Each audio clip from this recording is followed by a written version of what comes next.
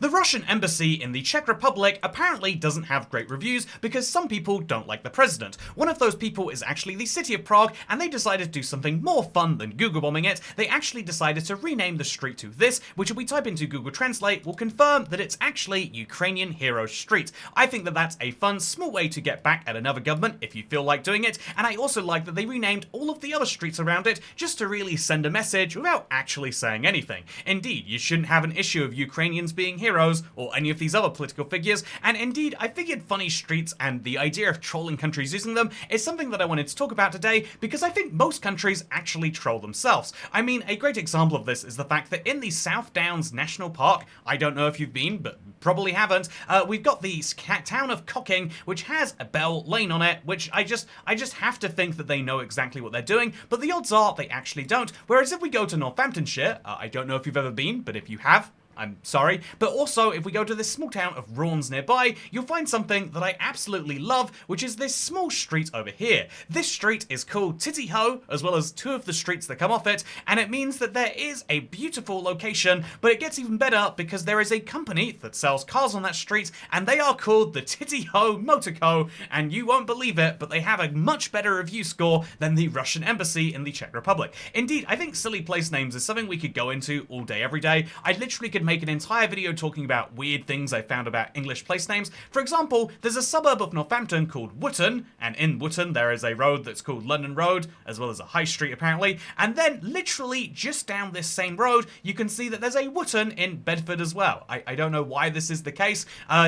Was it literally at one point one of them copied the other, or were they so far apart back in the day they didn't know of each other's existence and so they accidentally stole the same names? Because I'll be honest, most of my critiques of North America broadly come down to this idea that, like, okay, so Nova Scotia is of course one of the classic British colonies from back in the day. They didn't feel like they needed to go independent, and what's interesting is if we look into Nova Scotia, you can see they've got giant town names like Liverpool and Bristol, and I hate to say it, but this is not as big as Liverpool. This certainly isn't as big as Bristol, but if we go into the more unique place names, you can maybe see why they decided to take some British ones instead. So we get to, if we follow this road over here, you can see there's some places like, okay, there's a sheet harbour, a ship harbour, a clam harbour, a little harbour. There's a sober island over here, which I think is very cute as well. But if we go down close to this place, the Muscato Bit harbour right here, I assume that is a native name, we also find the head of Chesapeake. Oh, it's actually the heads of Chesapeake, and you can see that there's actually East Chesapeake and West Chesapeake, Lower East Chesapeake. They love their Chesapeakes, but if we go into this little town nearby called Porter's Lake, you can find one of the most fun street names I've ever seen, because clearly, my stereotype of Nova Scotians is they're all slightly older people who are kind of down to have a laugh at all expenses, and so there's some streets here just off the highway that goes through Porter's Lake, and they named this street, well, this street. This street is literally called that, but even more fun than this, the other street that comes off this street is that street. There's this street and there's that street. There's apparently a street sign that has appeared since I found this out about a week ago. But what's even more fun is that as well as this street and that street, there's a third street here called the other street, and I just love this too much. Maybe I shouldn't, but I definitely do. I think that literally you can spend any amount of time looking around any North American colony and you'll enjoy the place names. I've done this so much on the East Coast though, like, oh yeah, it's just fun to go into like what is called New England colloquially. Not really that much like Old England if I'm being honest, but you'll find places like Rome. Side note, there is not a Rome in Old England. I just need to point that one out. And, you know, you can find silly place names all you like. So I'm going to actually focus on the West Coast today, which was, rather than colonized by British people, more colonized by Americans. That's a really loose understanding of history, and I'm just gonna go with it for the sake of for the sake of absolving myself of any of the blame here. Because if we talk about Alaska, which is the furthest west you can go, you get some, you know, slightly silly street names. Like, okay, this is Fairbanks. Side note, I don't know why there is a town in the middle of Alaska here, but Fairbanks is like one of the big ones, and just off Goldstream Road, which is very optimistically named if you ask me, you'll find something interesting which is just over here.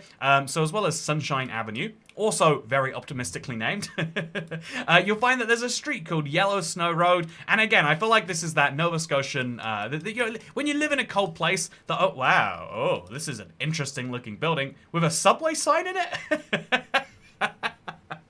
What? I see. This is why you need to look around Google Maps randomly. You have no idea what you're gonna find. Why I mean, like, Did there used to be a subway and he took the subway sign home? Why is he displaying it? This is like a really fancy house for like in a weird rustic style. Anyway, so the little blue cabin in the woods. No, the little blue cabin in the woods is very nice here, and it's on Yellow Snow Road, which is absolutely fun. But I think that fun doesn't have to be necessarily rude, like titty ho or cocking, or I think that you can have fun without necessarily resorting to that. And Vegas is one of my fun examples. So I've made it no secret that I temporarily lived in Vegas. I actually lived on. See, this isn't even one of the most ridiculous ones, but I lived on Flamingo Road. It's this one right here. It goes West Flamingo and East Flamingo, depending on which side of the Las Vegas Strip you're on. Actually, it might be... Oh yeah, it is which side of the Strip you're on. It's not I-15. But what's really fun to me is, so if I had to go to... so I know this area because I had to go to Trader Joe's. If you're not American and you're in America, you go to Trader Joe's. It's one of the rules of life. But I noticed that nearby there were some interestingly named streets, because this little suburb here, I don't know if it's all built at the same time by a developer or how things work, but these suspiciously similar looking houses, all with pools and all probably costing far less than you expect, are all named after coffee flavors. There's Coffee Bean Place, there's Double Shot Lane, there's Smooth Blend Place, there's French Roast Place, and I just thought it was really fun that they decided, oh, there's even Freshly Brewed Court over here. Literally, if you spend any time looking around, a suburb and a place where people are eccentric, you'll find that they figured that if we named something silly, people might want to move there. So we have, Bad Rock Circle, by the way. It's not Bad Rock Court like I just assumed it was. So this is a very Bad Rock Circle because it's a direct straight line, or Korea Court, or Neon Moon Court, Great Dane Court. I really feel like they... Wait, start? Okay, I thought I read that as we're having a H and not a T there. But the truth is, I feel like they must be... Do you just pay the right amount of money, or do you ask the developer nicely and they go, yep, Neon Moon Street, if you want to live on it, you can? This guy clearly values his privacy. Anyway, I want to mention that before we leave this behind, there are many silly place names that you can find all around, that literally if you zoom into a random place you might find one. And I kind of, well, actually, one sec. I was going to zoom into a random place, but then I saw a town called Beaver. So this is Beaver, Utah. I feel like Utah's not going to have fun place names because... they're going to be into, being all prim and proper. So their street names are, West 100 North Street, 200 North. It's no fun. Honestly, I almost considered diving into the world of, like, one of the wildest things about South America is it's a bunch of different countries that share a language and share some, like, common famous figures. So there's a bunch of towns named Santiago, and there's also a trillion San Joses. Like, the biggest city, or the capital of Costa Rica is San Jose. And if we look at how they name their streets, genuinely, I think I want to have this street, that street, and Yellow Snow Street back, because it's called Calais, which I have to assume is street, and then there's Avenue, and they're all just numbered 1 through... Wait, oh yeah, 8. They're all numbered evenly only. So there's Avenue 2, Avenue 4, Avenue 6, and honestly, I like the idea of trying to organize a city, but it looks like it falls apart really quickly, because this is Avenue 3, this is Avenue 1, this is Avenue 2. Oh, so north to south must be odd, and south... Oh, sorry, yes, north from the center is odd numbers, south is even numbers. So there is a method to the madness, but this is too many street names, this is too much stuff going on. Let's go back, let's find ourselves another silly one. So to round out with one of the other things from my own personal experience, so living in Vegas, I made the silly European mistake. Sorry, let me pull on my European hat for this one. I just assumed that if I was in America anyway, I could go to another part of America. I don't know why I have to be I don't know why I have to be Southern for this, but I'm sticking with it anyway. So as a proud American, I decided to drive to my nearby city of Los Angeles. I hear that they filmed the movies over there, and I thought, looking on a map, it was so close together, but it's a 4-hour drive, let me tell you. And that 4-hour drive, it's not like driving in the UK where you pull off and you find something fun anytime you want. You pull off from this 4-hour drive, and you end up at, I literally pulled off here, by the way. And I pulled off and I was like, oh, let's see what's over here. And it's like, there is a road that looks like it endlessly goes into the desert. Like, you might die if you go that way. And actually, I remember there being a chain fence, so maybe it wasn't this exact pull-off. But what's wild is this entire pull-off exists to go to a place called Zzyzx. And so this is Zzyzx Road, and so if you look at the signs on the highway, you'll see that it's the Zzyzx Road exit.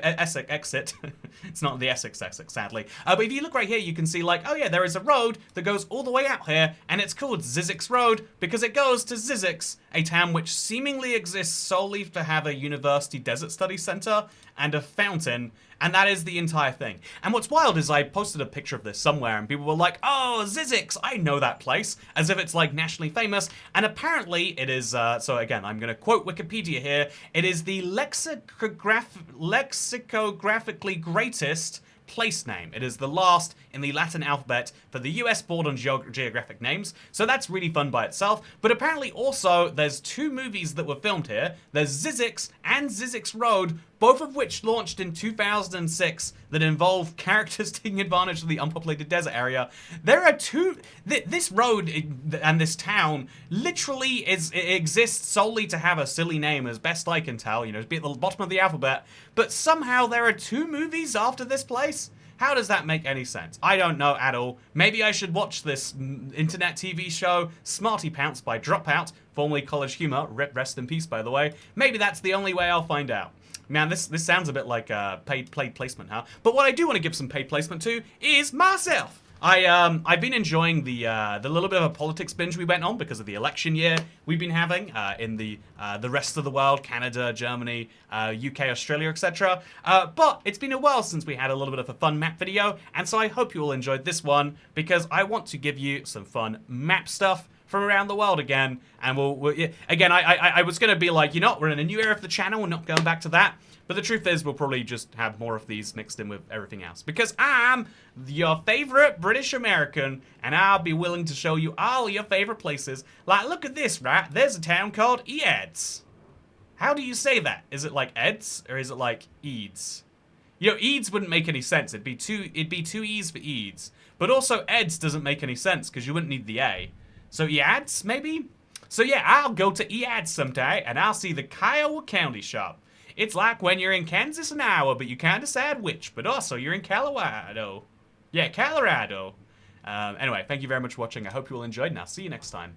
Second channel, don't care. Goodbye.